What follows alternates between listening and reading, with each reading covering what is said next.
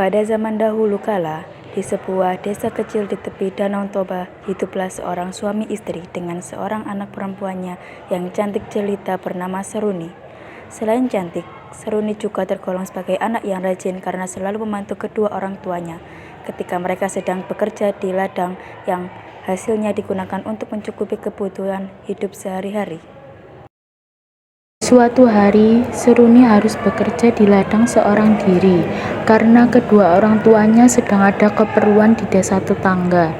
Ia hanya ditemani oleh anjing peliharaannya yang diberi nama Sitoki. Sesampainya di ladang, Seruni hanya duduk termenung sambil memandangi indahnya alam Danau Toba.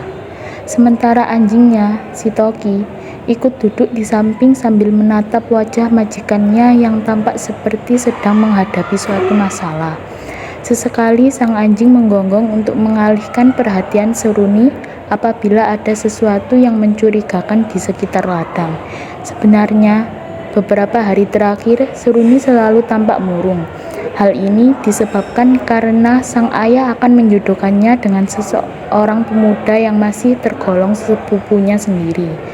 Padahal, ia telah menjalin hubungan asmara dengan seorang pemuda di desanya dan telah berjanji pula akan membina rumah tangga. Keadaan ini membuatnya menjadi bingung, tidak tahu harus berbuat apa, dan mulai berputus asa.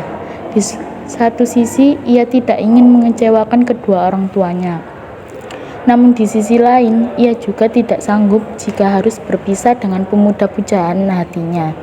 Setelah merenung beberapa saat dan tanpa menghasilkan apa-apa, Seruni beranjak bangkit dari tempat ia duduk. Dengan berderai air mata, ia berjalan perlahan ke arah Danau Toba. Rupanya, ia sudah sangat berputus asa dan ingin mengakhiri hidupnya dengan cara menyeberkan diri ke Danau Toba. Sementara Sitoki, yang juga mengikuti majikannya menuju tepi danau, hanya bisa menggonggong karena tidak tahu apa yang sedang berkecamuk di dalam benak Seruni. Saat berjalan ke arah tebing di tepi Danau Toba, tiba-tiba ia terperosok ke dalam sebuah lubang batu besar hingga masuk ke dasarnya.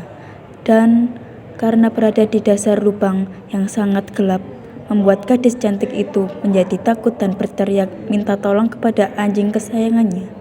Namun, karena Sitoki hanyalah seorang binatang, maka ia tidak dapat berbuat apa-apa kecuali terus-menerus menggonggong di sekitar mulut lubang. Akhirnya, gadis itu pun merasa putus asa dan berkata dalam hati, lebih baik aku mati saja." Setelah berkata seperti itu, entah mengapa dinding-dinding lubang tersebut mulai merapat.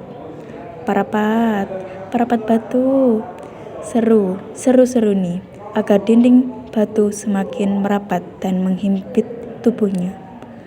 Melihat kejadian itu, Sitoki langsung berlari ke rumah untuk meminta bantuan.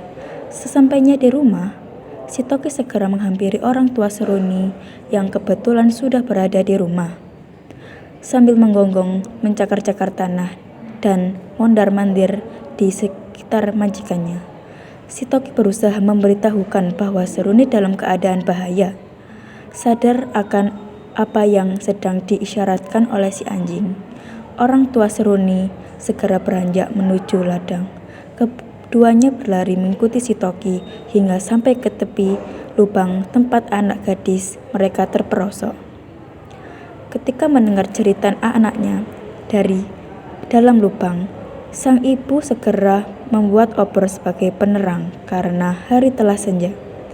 Sementara sang ayah berlari kembali menuju desa untuk meminta bantuan para tetangga. Tak berapa lama kemudian, sebagian besar tetangga telah berkumpul di rumah ayah Seruni untuk bersama-sama menuju ke lubang tempat Seruni terperosok. Mereka ada yang membawa tangga bambu, tambang, dan obor sebagai penerangan.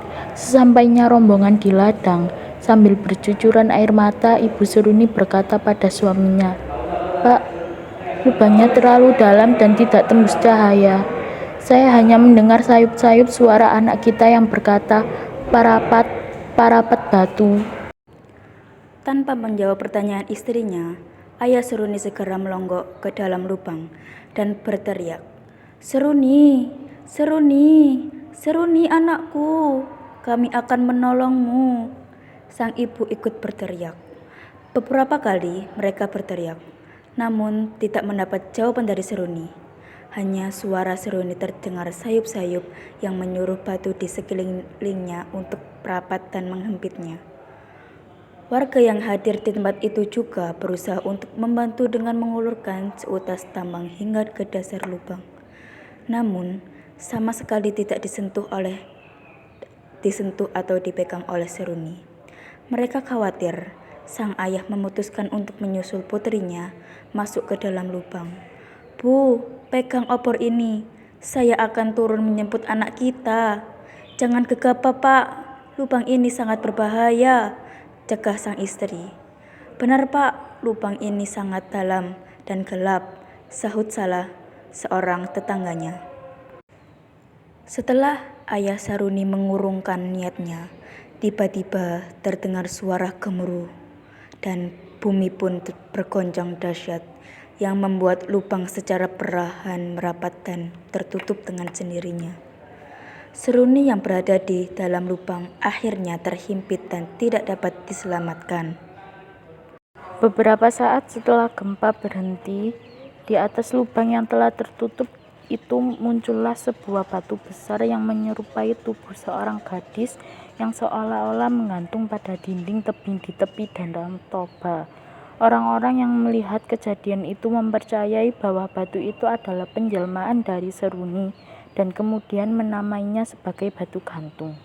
Dan karena ucapan Seruni yang terakhir didengar oleh warga hanyalah parapat, parapat, dan parapat, maka daerah di sekitar batu gantung kemudian diberi nama Parapat. Kini Parapat telah menjelma menjadi salah satu kota tujuan wisata di Provinsi Sumatera Utara.